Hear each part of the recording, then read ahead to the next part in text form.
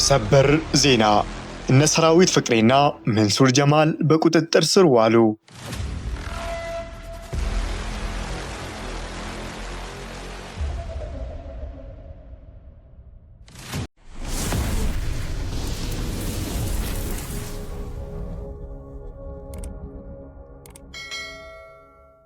በኢትዮጵያ ከፍተኛ መነጋገሪያ በሆነው የፊንቴክ ኢንቨስትመንት ግሩፕ መጠነ ሰፊ የማጭበርበር ወንጀል ሳቢያ ስማቸው በጉዳዩ ውስጥ የተሳተፈ ታዋቂ ግለሰቦች በፌደራል ፖሊስ ቁጥጥር ስር መዋላቸው ተረጋገጠ።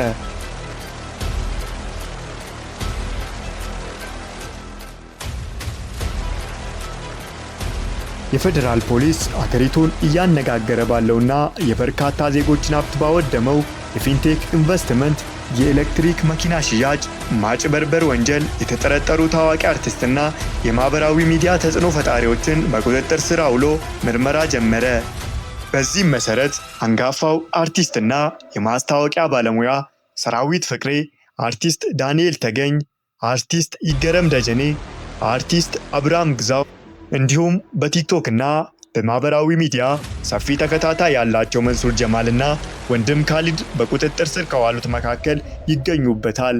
ይህም ዜና እስከ ተጠናከረበት ጊዜ ድረስ እነዚህ ግለሰቦች በዋስም ሆነ በነፃ ያልተለቀቁ ሲሆን ፖሊስ በጉዳዩ ላይ ጥብቅ ምርመራ እያካሄደ ይገኛል።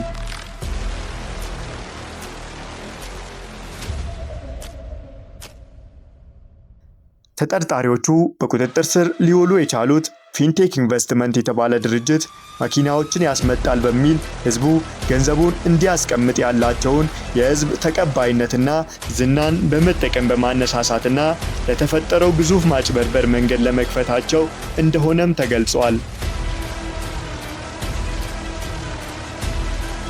ከተጠርጣሪው አጭበርባሪ ድርጅት ጋር በመተባበርና ማስታወቂያን በመስራት የህዝቡን አመኔታ አላግባብ በመጠቀማቸው ነው።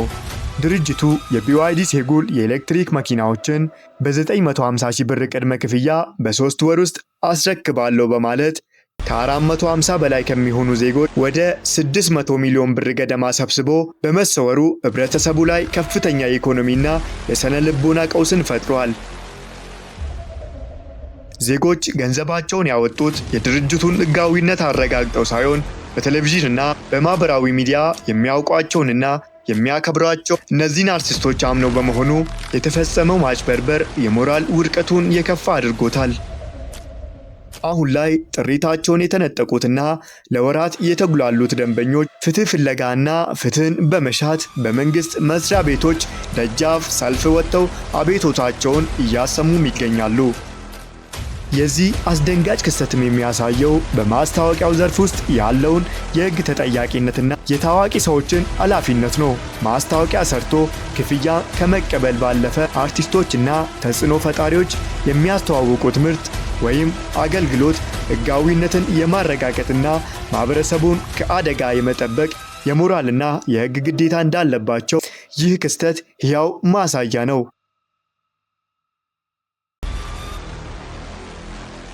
የፌደራል ፖሊስ የጀመረው ይህ ምርመራ የህዝብን ገንዘብ ለማስመለስ ከሚደረጉ ጥረት ባሻገር ወደፊት ማንኛውም ታዋቂ ሰው የህዝብን እምነት ሽጦ ለግል ጥቅሙ እንዳይውል የሚያስጠነቅቅና አርቲስቶች ማንኛውንም ማስታወቂያ ሲሰሩ ከፍተኛ ጥንቃቄ እንዲያደርጉ የሚያስገድድ ትልቅ የማንቂያ ደውል ሆኖ አልፏል።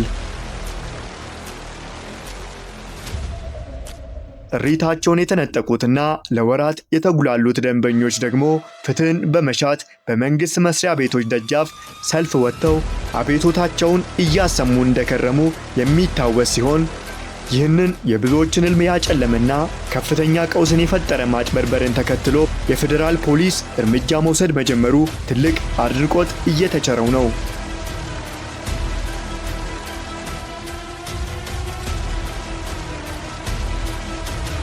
በቁጥጥር ስር የዋሉ ታዋቂ ግለሰቦች ዝርዝር ከዚህ እንደሚከተለው ተጠቅሷል።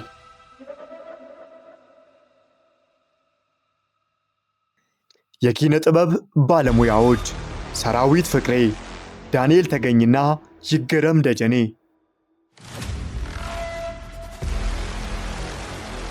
የማህበራዊ ሚዲያ አንቀሳቃሾች መንሱር ጀማልና ወንድም ካሊድ። የማስታወቂያ ባለሙያ አብርሃም ግዛው። ፖሊስ በጉዳዩ ላይ ጥብቅ ምርመራ እያደረገ ሲሆን ተጨማሪ ዝርዝር መረጃዎች እንደደረሱን የምናቀርብ ይሆናል።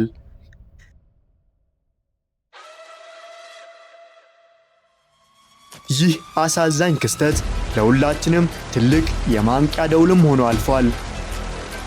ታዋቂነትና ተጽዕኖ ፈጣሪነት ለማስታወቂያ ሥራ ገንዘብ ከመቀበል ባለፈ የሚያስተዋውቁትን ነገር ሕጋዊነት የማረጋገጥና የሕዝብን ደህንነት የመጠበቅ ከባድ የሞራልና የሕግ ግዴታ ይዞ እንደሚመጣ እያሳየ ነው።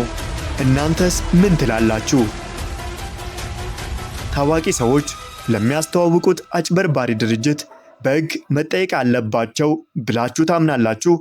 ወይስ ግለሰቦቹ የራሳቸውን ገንዘብ ሲያወጡ ራሳቸው ሕጋዊነቱን ማጣራት ነበረባቸው? ሐሳቦቻችሁን በኮመንት አጋሩን።